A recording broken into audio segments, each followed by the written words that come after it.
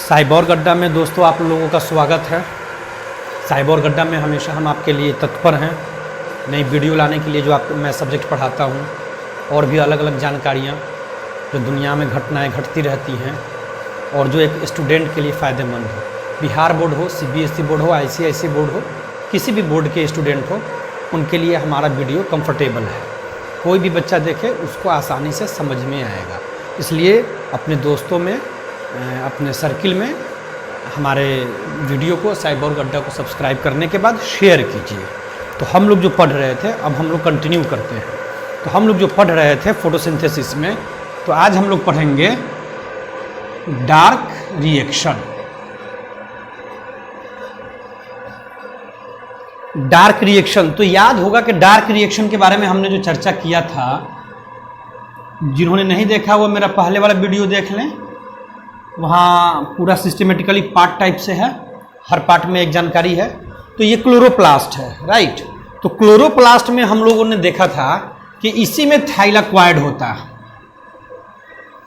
और फिर हम लोगों ने देखा कि इसी थाइलाक्वाइड के मेम्ब्रेन से हमारा जो आउट होता है वह ATP, और फिर क्या आउट हुआ, NADPH2। और ये सब कहाँ आया, ये कौन सा पार्ट अप हो जाएगा अगर यहाँ से थाइलाक्वाइड हो जाए। अगर मान लिया यहाँ से ये फिर थाइलाक्वाइड है, तो ये पोर्शन क्या कहलाएगा, ये पोर्शन स्ट्रोमा कहलाएगा। तो फिर ये स्ट्रोमा हो जाएगा, स्ट्रोमा। अब ये जो डार्क रिएक्शन है, तो डार्क रिएक्शन का मतलब ये नहीं है कि ये अंधेरा में रिएक्शन है, इसमें लाइट की ज़रूरत नहीं है। ऐसी बात नहीं है कि लाइट नहीं होगा तो डार्क रिएक्शन भी नहीं होगा।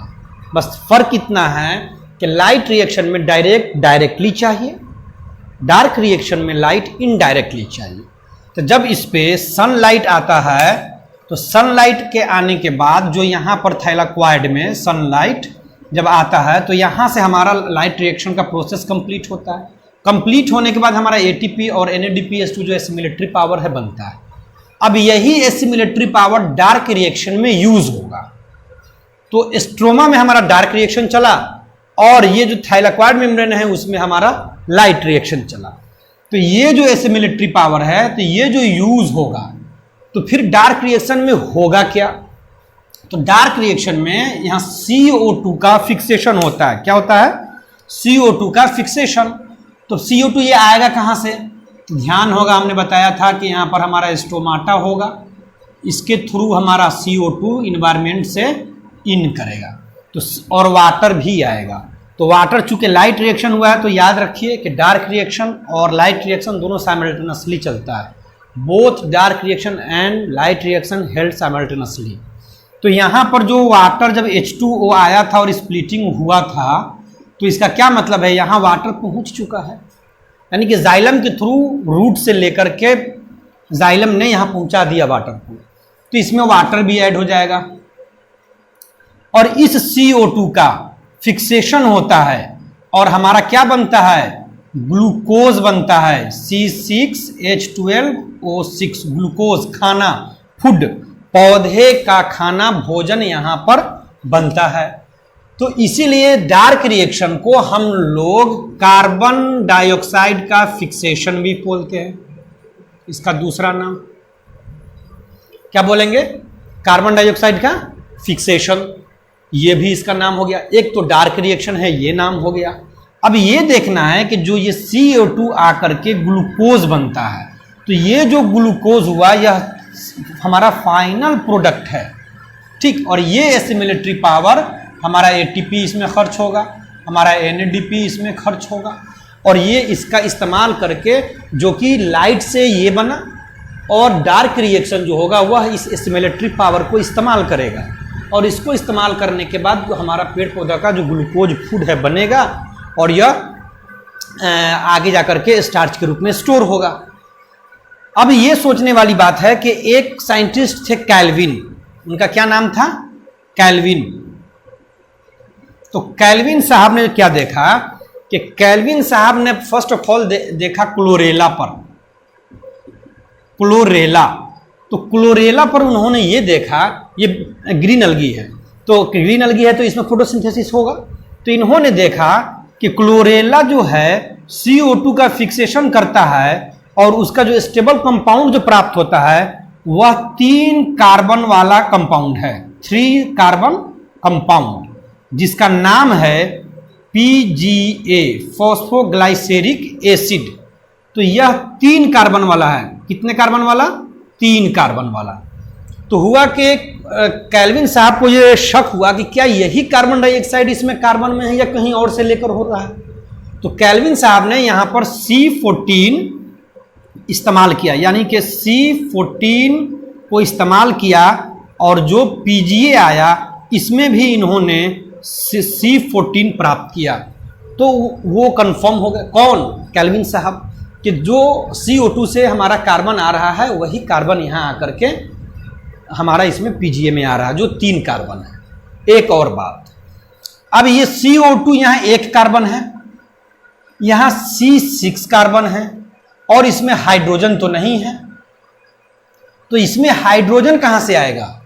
याद रखिए, ये NADPH2 का ही हाइड्रोजन इसमें आता है, यही हाइड्रोजन इसमें ऐड होता है, यानी कि CO2 में ये हाइड्रोजन ऐड होता है और तब जाकर के जो ग्लूकोज में हाइड्रोजन है वह लास्ट में मिलता है। इतनी बात आपको समझ में आ गई? तो इसीलिए इसको केल्विन साइकिल भी बोलते हैं। किसको? डार्क रिएक्शन को। इसलिए इसको केल्विन साइकिल भी बोलते हैं। केल्विन साहब के साथ एक बेंसन भी थे और एक बेशमेन भी थे। बेशेम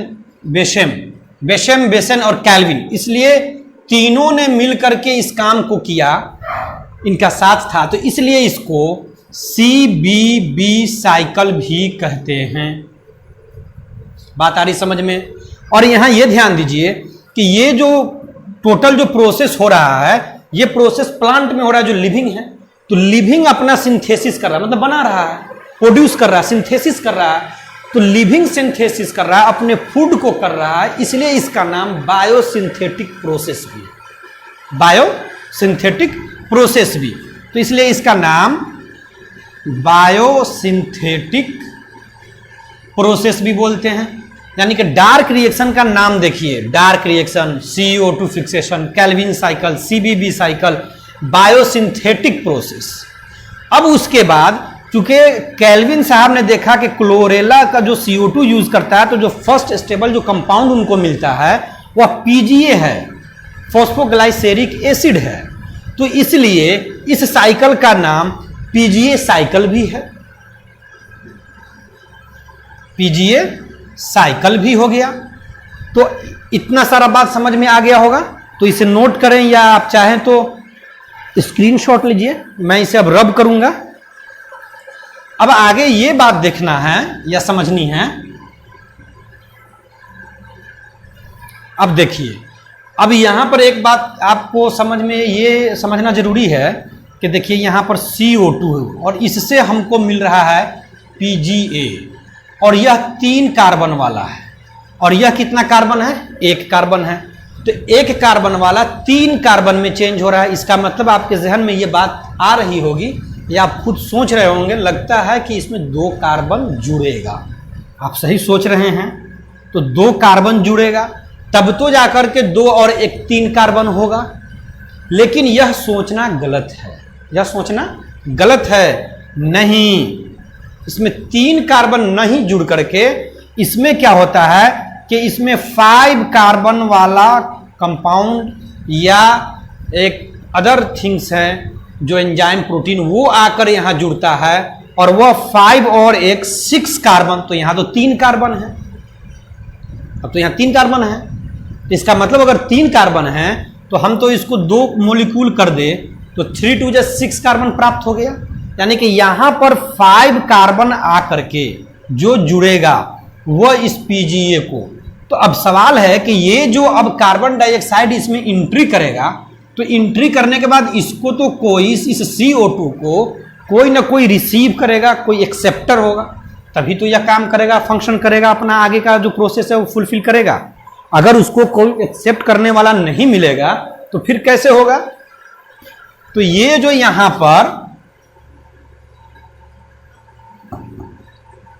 पर जो मैं बता रहा था कि यहां पर जो 5C वाला आएगा, यह 5C वाला कौन आएगा, इसी का नाम है RUBP, राइबुलोज बाइफॉस्फेट। यह सबसे एबंडेंट मात्रा में पाया जाने वाला प्रोटीन है और क्लोरोप्लास्ट में सबसे ज्यादा पाया जाता है। यह RUBP इस CO2 को एक्सेप्ट करता है और एक्सेप्ट करने के बाद यह 2 मॉलिक्यूल 3PGA का बनाता है। और क्यों बनाता है, चूंकि यह 3 कार्बन का और यहां कार्बन हो गया 5 + 1 6, तो ये 6 कार्बन, तो 6 कार्बन और 2 मॉलिक्यूल बनता है। तो इतनी बात आ गई समझ में। अब आगे RUBP के बारे में समझना है। RUBP के पास 2 नेचर है। यह सिर्फ CO2 को ही रिसीव नहीं करेगा, एक्सेप्ट नहीं करेगा। RUBP को अगर यहां से ऑक्सीजन मिल जाए तो उसको भी यह रिसीव कर लेगा। यह ड्यूअल नेचर का है। यह आपके ऐसे दोस्त के जैसे है कि 2 दोस्त है और बीच में तीसरा दोस्त होता है, तो तीसरा दोस्त दोनों से कनेक्ट होता है, बट वह दोनों दोस्त आपस में कनेक्ट नहीं होता है। तो यह ऐसा है कि दोनों के साथ ये मतलब दोनों को रिसीव कर सकता है। तो अगर यह RUBP CO2 को रिसीव करता है, अगर यह CO2 को रिसीव करता है, तब जाकर के हमारा यह PGA बनता है। अब यह बात है कि CO2 को कब रिसीव करेगा, O2 को कब रिसीव करेगा, तो जिसका कंसेंट्रेशन जितना ज्यादा होगा उसको पहले करेगा। यह लालची है, जिसके पास ज्यादा खाना है उसी साइड में जाएगा, या पैसा है। तो CO2 जिसका, अगर तो यहां पर मानना पड़ेगा इस डार्क रिएक्शन में, क्या मान सकते हैं, अगर एक ऑप्शन दे दे एग्जाम में कि CO2 is greater than O2, तो कौन सा रिएक्शन चलेगा, तो आप टिक लगा सकते हैं डार्क रिएक्शन। तो यहां पर CO2 होगा तो जाकर के यह PGA बनेगा और यह हमारा डार्क रिएक्शन चलेगा। अब अगर यहां पर यह O2 रिसीव कर लेगा, अगर O2 का ज्यादा हो जाए और CO2 कम हो जाए, तो यहां पर फोटो रेस्पायरेशन चलेगा। क्या चलेगा, फोटो रेस्पायरेशन चलेगा। अब आप यहां रेस्पायरेशन है तो अब आपके दिमाग में यह बात आएगी थी तो और अच्छी चीज है, यही चलना चाहिए, लेकिन नहीं। अगर यह चलेगा फोटो रेस्पायरेशन, तो यह ग्लूकोज का बनना बंद हो जाएगा CO2 की तरफ, अगर RUBP नहीं जाएगा तो एक। और ये जो हमारा एसिमिलेटरी पावर है वो भी मुफ्त का यूज, यानी कि हमारा डबल नुकसान चलेगा। आगे हम लोग C4 कैंप प्लांट वगैरह का पढ़ेंगे, वीडियो बनाएंगे हम आप लोगों के लिए, उसमें फिर डिटेल बताएंगे। तो इसका मतलब हुआ कि यह RUBP CO2 को एक्सेप्ट करेगा और यहां पर CO2 का कंसंट्रेशन O2 से ज्यादा होगा। तो आई होप सो कि समझ रहे होंगे बात। अब मैं इसको पूरा को रब करूंगा और साइकिल बताऊंगा। तो आप चाहें तो इसे लिख सकते हैं, नोट कर लें, या आप स्क्रीनशॉट लीजिए। अब मैं इसे रब करूंगा।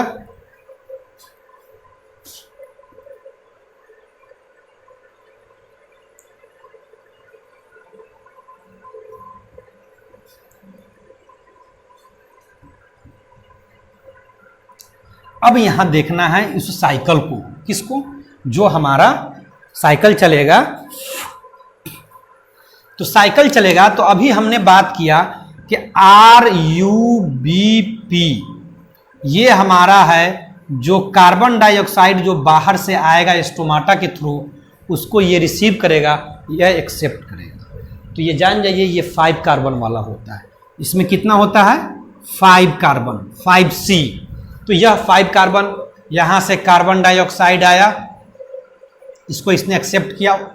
वाटर भी आएगा, ऐसी बात नहीं है, क्योंकि फोटोसिंथेसिस में वाटर की भी जरूरत पड़ती है। जब इसको यह जैसे ही रिसीव करेगा तो 5 कार्बन एंड 1 कार्बन 6 कार्बन। तो अभी हम लोगों ने बात किया कि यहां पर क्या बनेगा, फर्स्ट जो है PGA, और यह 3 कार्बन का होगा, यह 3 कार्बन का होगा, और तो इसमें 2 मॉलिक्यूल बन जाएंगे। अभी हमने जस्ट बैक में इसका चर्चा किया। तो यहां से CO2 आता है, RUBP इसको एक्सेप्ट करता है और 2PGA फॉस्फोग्लाइसेरिक एसिड बनता है। लेकिन यह जो प्रोसेस RUBP जो एक्सेप्ट करेगा CO2 को, तो इसके लिए भी एक एंजाइम चाहिए जिसके प्रेजेंस में ये काम करता है, उसको रूबिस्को बोलते हैं। तो यहां पर क्या होगा, रूबिस्को, राइबुलोज बाइफॉस्फेट कार्बोक्सिलेज।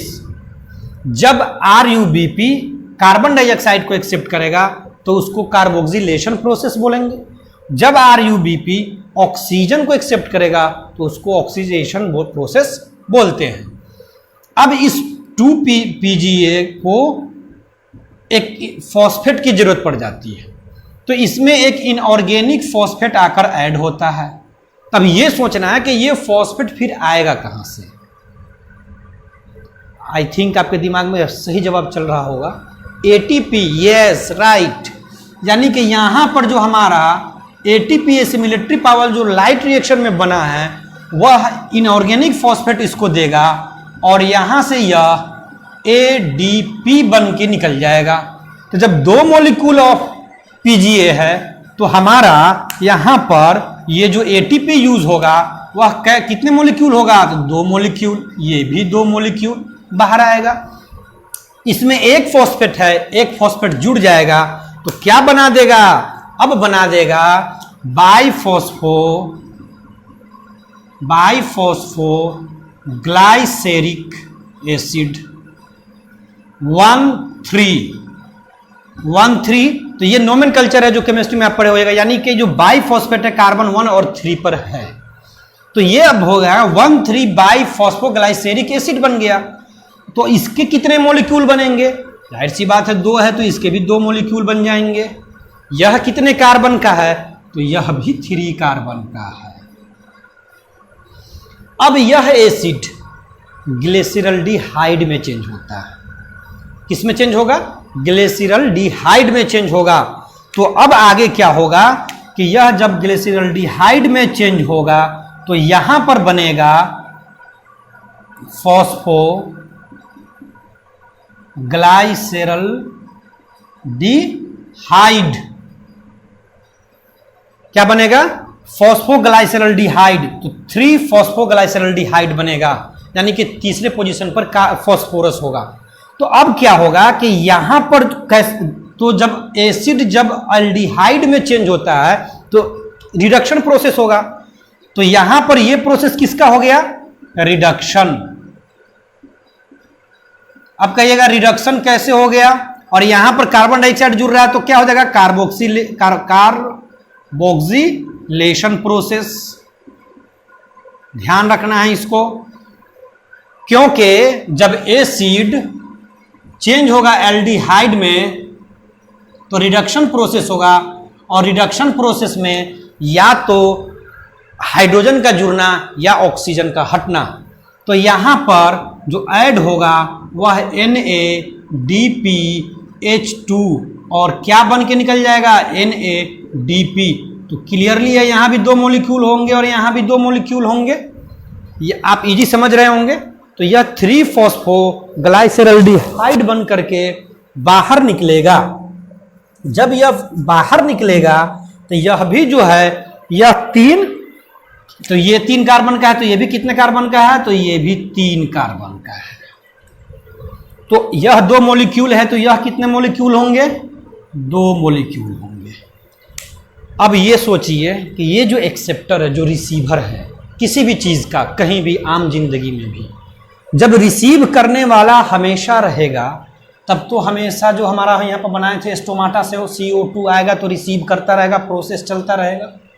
अगर यह रिसीव करने वाला चेंज हो जाता है और यह फिर से नहीं बनेगा, अगर इसका रीजेनरेट नहीं होगा, फिर से नहीं बनेगा, तो फिर रिसीव कौन करेगा।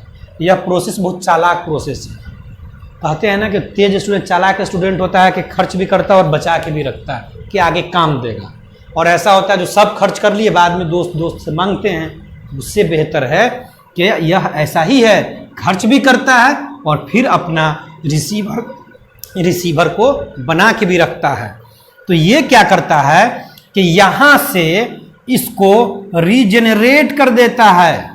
क्या कर देता है, रीजेनरेट। तो 3, यह 2 मॉलिक्यूल है, 3 कार्बन का है, तो इसमें कितने कार्बन हो गए, 3 2 6 कार्बन। तो आपके मन में प्रश्न आएगा कि यह तो 5 कार्बन है, तो 1 कार्बन कहां जाएगा। तो ये जो 1 कार्बन कहां जाएगा, ये जो 3 2 6 कार्बन है यह 5 कार्बन का बना हुआ है। तो इसका मतलब है यहां से 1 कार्बन आउट होगा। यहां से जो एक कार्बन आउट होगा ये ग्लूकोज बनाएगा। क्या बनाएगा? ग्लूकोज, ग्लूकोज बनाएगा। अब कहेंगे और यहां पर जो ग्लाइकोलिसिस होता है, पाइरुविक एसिड बनता है, उसका जस्ट अपोजिट प्रोसेस चलता है। और जब देखिए जब ग्लाइकोलिसिस बनेगा और टूटते हुए इसका हम ग्लाइकोलिसिस पढ़ाएंगे तो लास्ट में पाइरुविक एसिड आता है। जब इसके अपोजिट चलेंगे, उसी बीच में ये भी आता है, तो अपोजिट चलेंगे तो वहां से हमको क्या मिलेगा? ग्लूकोज। तो यहां पर अपोजिट चलता है, ग्लाइकोलिसिस का अपोजिट प्रोसेस चलता है, ग्लाइकोलिटिक रिवर्सेज, तो रिवर्सेबल, ग्लाइकोलिटिक रिवर्सेबल। तो जब ये ग्लूकोज देगा तो अब यह सोचना है कि एक कार्बन से अब ग्लूकोज कैसे बनेगा।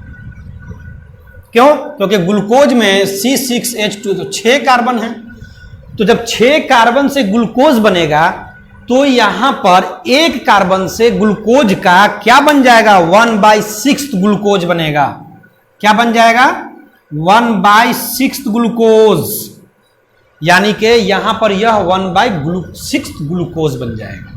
अब देखिए कि जब यह 1/6 ग्लूकोज बन गया, यहां से हमको RuBP का कार्बन मिल गया, तो यह प्रोसेस क्या हुआ? रीजेनरेशन का। लेकिन अभी भी यह रीजेनरेशन नहीं हुआ, कार्बन तो बन गया लेकिन फास्फोरस तो यहां बाई है 2 और यहां क्या है 1। अब कैसे होगा? तो फिर वही वाली बात कि हमारा लाइट रिएक्शन, तो फिर यहां पर जो लाइट रिएक्शन होगा ATP यह फास्फोरस देके ADP में चेंज हो जाएगा और यहां से इसको इनऑर्गेनिक फॉस्फेट मिल जाएगा और यह बाई बन गया। तो जब यह राइबोलोज बाई फॉस्फेट बन गया और तो इस तरह 5 कार्बन 2 इसको फॉस्फेरस बन गया, यहां पर 1/6 ग्लूकोज बन गया। अब यहां यह समझने की बात है कि जब RuBP का एक मॉलिक्यूल रन करेगा तो 2PGA 2 मॉलिक्यूल इसका 2 मॉलिक्यूल इसका और ग्लूकोज का कितना 1/6। तो जब इसका 1/6 होगा तो एक मॉलिक्यूल बनाने के लिए कितना RuBP लगेगा? क्लियरली है, एक साइकिल में 1/6 ग्लूकोज है। इसका मतलब है कि अगर 1 साइकिल 2 साइकिल 3 साइकिल 4 5 6 साइकिल पर जाएंगे 1/6 × 6 ग्लूकोज साइकिल, तो कितना बन जाएगा 1 ग्लूकोज। यानी कि इस साइकिल को कितनी बार रन करना पड़ेगा? 6 टाइम। 6 टाइम जब यह रन करेगा तो हमको ग्लूकोज का एक मॉलिक्यूल मिलेगा। लेकिन RuBP का अगर एक RuBP मॉलिक्यूल रन करेगा तो हमको 1/6 ग्लूकोज मिलेगा। तो इसके लिए हमको क्या करना पड़ेगा? 6 RuBP, तो ये 12 PGA और ये कितना हो जाएगा 6 2 ATP 12 ADP 6 2 12 NADPH2 12 NADP और यहां पर फिर क्या हो जाएगा 6 ATP और 6 ADP, राइट। अब यहां पर जो कार्बोक्सिलेशन रिडक्शन हुआ तो यहां पर रीजेनरेट हुआ, तो यहां पर ये क्या हो गया रीजेनरेशन प्रोसेस, रीजेनरेशन प्रोसेस। इसका मतलब है कि हमारे डार्क रिएक्शन में 3 प्रोसेस इन्वॉल्व हो रहे हैं, first carboxylation, second reduction, third regeneration. और एक मॉलिक्यूल ऑफ ग्लूकोज के फॉर्म करने के लिए हमको 6 RuBP 12 PGA, तो ATP कितना चाहिए 12 नहीं 6 2 12 यहाँ और 6 18 चाहिए। NADPH2 कितना चाहिए तो 12 चाहिए, तब जाकर हमको ग्लूकोज का एक मॉलिक्यूल मिलेगा। अब मैं इसे या तो आप इसे नोट कर लें या इसे स्क्रीनशॉट ले लें, मैं अब इसे रब करने जा रहा हूं या मैं इसके अंदर का ही ये पार्ट थोड़ा सा मिटा रहा हूं और फिर इसी के अंदर लिखता हूं। अब देखिए तो इसका मतलब है कि एक ग्लूकोज के मॉलिक्यूल के लिए 1 ग्लूकोज के लिए अपने को क्या चाहिए 6 RuBP।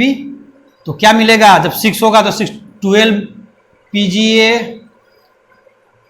6 12 और 6 18 ATP, NADPH2 कितना 12 NADPH2 चाहिए, तो ये चेंज हो जाएगा 18 ADP आउट होगा, यह 12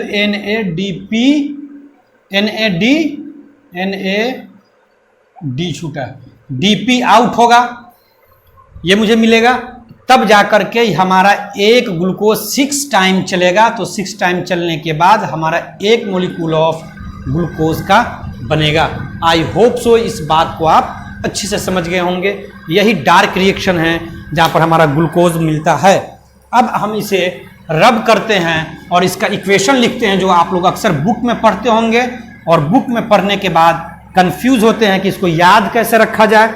इक्वेशन रहता है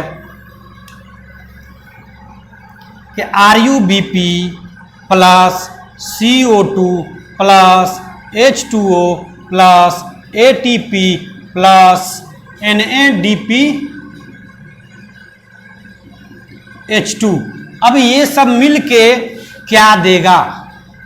अब अगर बैलेंस करने के लिए भी आएगा तो आप लिख सकते हैं, इस साइकिल में याद आ गया होगा कि 6 RUBP यूज होगा, 6 होगा, यहाँ पे भी 6 होगा, लेकिन ATP कितना 18, ये कितना 12। तो ये हमको क्या देगा?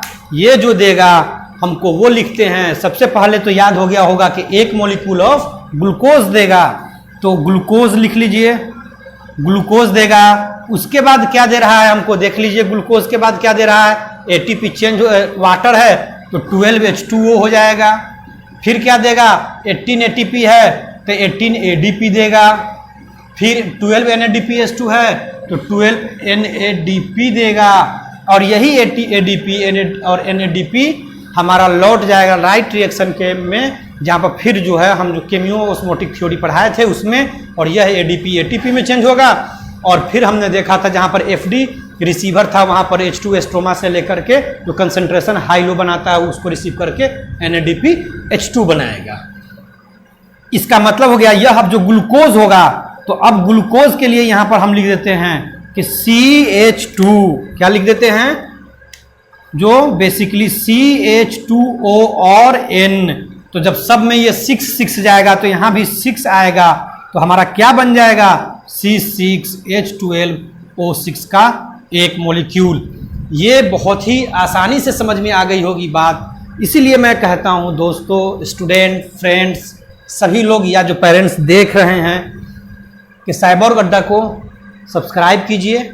ये इस पे अच्छी जानकारी की वीडियो और अपने एजुकेशन और अपने सब्जेक्ट से संबंधित हमेशा उपलब्ध रहेंगे। तो यहाँ पे ये बात आ गई समझ में। अब ये समझना है कि ये कहाँ होता है और किसमें होता है। तो ये जो मेनली होता है, ये आपको मेनली व्हीट में, राइस में, इस सब में ये होता है। तो आप लिख सकते हैं एग्जाम्पल के लिए कि dark reaction rice, rarely wheat और सनफ्लावर में भी। और इससे अच्छी भी बात है कि अभी हम लोग बहुत ज़्यादा खाए हैं क्या? आम, मैंगो, तो मैंगो में भी, और मोस्टली डाइकोट में, तो मैंगो में। तो ये इसका एग्जाम्पल था जहाँ पर डार्क रिएक्शन मोस्टली होगा। आई होप सो ये वीडियो आपको पसंद आएगा। प्लीज़ सब्सक्राइब आवर साइबोर्ग अड्डा। होप सो पसंद आए। Thank you.